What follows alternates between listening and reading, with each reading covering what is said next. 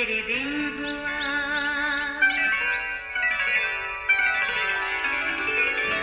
नया फिर दिन हुआ, पुरानी रात का करे सो शुक्र हम खुदा की जात का, खुदा की जात का, नया फिर दिन हुआ।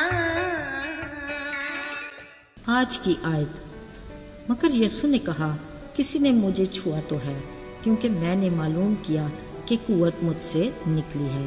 लूका 8 बाब 46वीं आयत। अजीज़ों, बहुत अरसा पहले मैंने एक वाक़या पढ़ा था, अब कहीं भूल चूक हो जाए तो माजरत, मगर लुब्बे लबाब अब भी अच्छे से याद है, जो असल में गौर तलब है।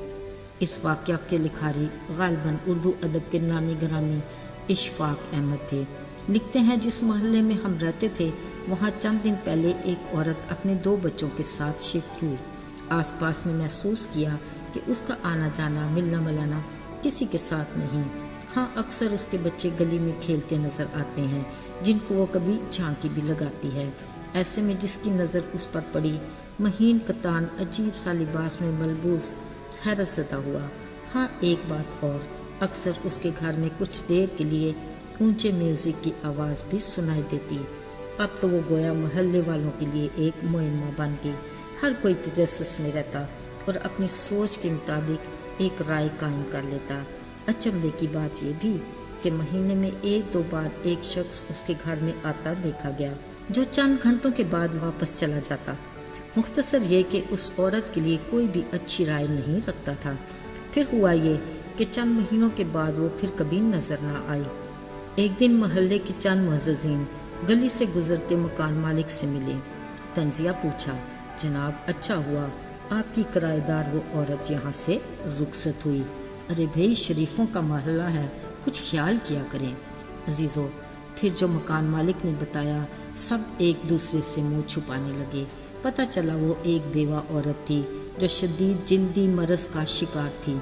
महीन कतान लिबास पहनना उसकी मजबूरी थी, और जब वो शदीद तकलीफ में होती, बच्चों को गली में खेलने के लिए भेज देती ताकि वो परेशान न हो। ऊंचा म्यूजिक इसलिए लगाती कि उसका तकलीफ के मारे चीखना और कराहना कोई सुन न ले।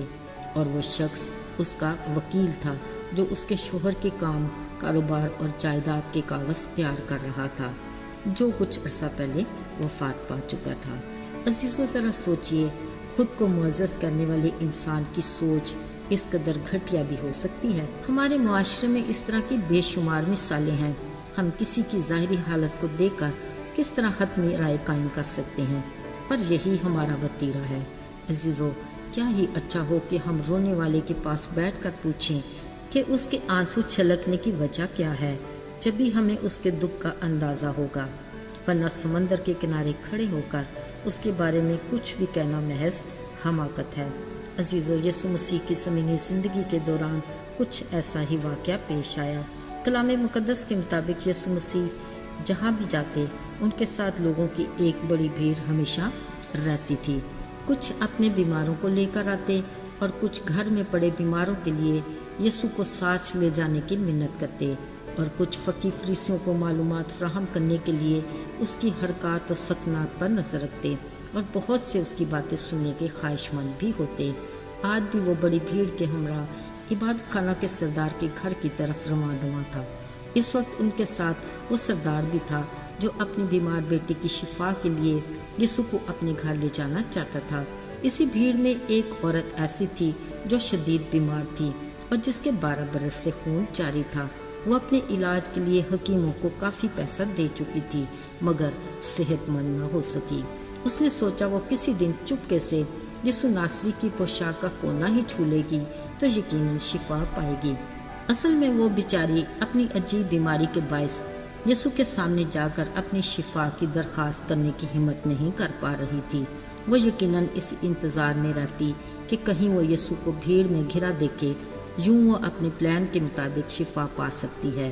आज इत्तेफाक से वो मौका उससे मिल ही गया। सो वो भीड़ में बचते बचाते घुसी और यीशु के करीब पहुंचकर बड़े एहतियात से उसकी पोशाक को छू लिया। कलाम में लिखा है, उसी पल वो शिफा पा गई, मगर भीड़ में एक हलचल मच गई। यीशु ने अपने आसपास देखा और कहा, किसने मुझे छुआ? ये सवाल कुछ हैरान कुन था, क्योंकि इस वक्त वो एक बड़े हजूम में घिरा था और उसे छूने वाला कोई भी हो सकता था। शागिर्दों ने कहा, आए उस्ताद, देख नहीं रहा, भीड़ तुझ पर गिरी पड़ती है। अजीजों, लेकिन जो बात यीशु ने कही वो गौरतलब थी। नहीं, किसी ने मुझे छुआ तो है, क्योंकि मेरे अंदर से कुव्वत निकली है। अब जब उस औरत ने देखा कि मैं छुप नहीं सकती, सो डरते कांपते यीशु के सामने जाने की हिम्मत कर ही ली। यीशु ने उसे तसल्ली दी और कहा, बेटी, सलामत चली जा, तेरे ईमान ने तुझे अच्छा किया। अजीज़ों, ज़रा सोचिए, यीशु की रफ़ाकत में किस कदर इत्मीनान और उसकी बातों में कैसी तसल्ली है। वो सब जानता था कि क्या हुआ। औरत को सबके सामने लाने की वजह ये नहीं थी कि वो शर्मिंदा हो, बल्कि ये कि उसे गवाही देने की दलेरी मिले और बहुत सौ के लिए ईमान लाने का वसीला बने। अजीज़ों, हमारी ज़िंदगी में भी बहुत से ऐसे मौजज़ात होते हैं जिसके लिए पीछे छुपने छुपाने की ज़रूरत नहीं, बल्कि खुलकर गवाही देने की ज़रूरत है, ताकि खुदा के नाम को जलाल मिले। आइए दुआ करें। जलाली आसमानी बाप, लश्करों के रब, हम ईमान रखते हैं कि तू जिंदा खुदा है, जो हमारी सुनता है और जवाब भी देता है, क्योंकि तू बाइख्तियार है। हम किस कदर मुबारक हैं कि तू हमारा बाप है। हमें इस रिश्ते में जोड़े रहने का बड़ा फजल दे, ताकि हम तेरे नाम की गवाही देने के लायक हों। यीशु के पाक और मुबारक नाम में, आमीन।